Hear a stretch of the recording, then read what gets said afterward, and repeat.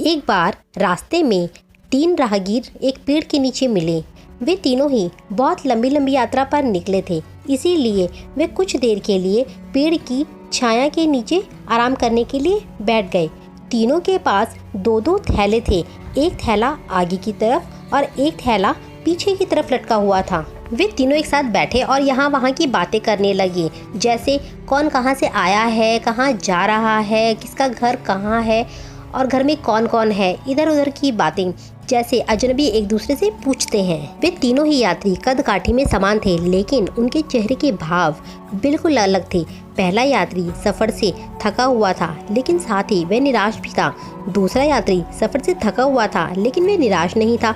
और तीसरा यात्री यात्रा से बहुत ज़्यादा खुश था। वहीं पर एक महात्मा दूर बैठे हुए उन तीनों यात्रियों को देखकर मुस्कुरा रहे थे। तभी उन तीनों यात्रियों की नज़र उन महात्मा पर पड़ी और वे उनके पास गए और तीनों ने उनसे सवाल किया कि आप मुस्कुरा क्यों रहे हैं। तब उन महात्मा ने उन लोगों को जवाब दिया कि तुम सभी के पास 2 थैले हैं, इनमें से एक में लोगों की अच्छाई को रखोगे और दूसरे में लोगों की बुराई को रखोगे, तो बताओ क्या करोगे। पहले यात्री ने कहा कि मैं आगे के थैले में बुराई को रखूंगा ताकि जीवन भर मैं उनसे दूर रह सकूं, और पीछे के थैले में अच्छाई को रखूंगा। दूसरे यात्री ने कहा कि मैं आगे की तरफ अच्छाई को रखूंगा ताकि मैं उन जैसा बनूं, और पीछे के थैले में बुराई को रखूंगा ताकि उनसे अच्छा बन सकूं।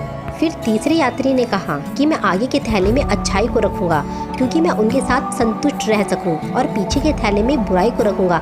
साथ ही पीछे के थैले में मैं एक छेद कर दूंगा जिससे बुराई का बोझ कम होता रहेगा और मेरे साथ अच्छाई ही रहेगी। मतलब वह बुराई को भुला देना चाहता था।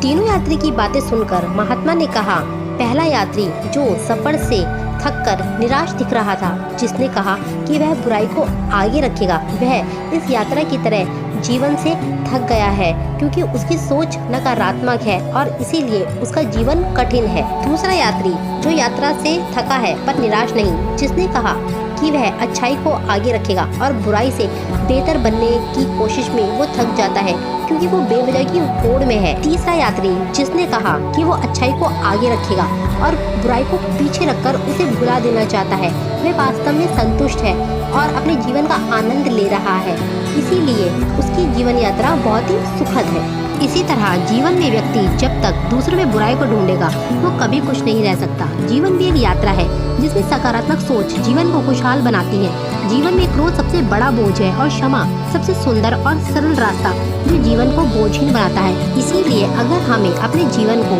सुंदर, सरल और सुखी बनाना है तो हमें हमेशा अपनी सोच को सकारात्मक रखना चाहिए। तो आपको ये कहानी पसंद आई हो तो लाइक कीजिए, शेयर कीजिए एंड सब्सक्राइब कीजिए। Thank you for watching the video.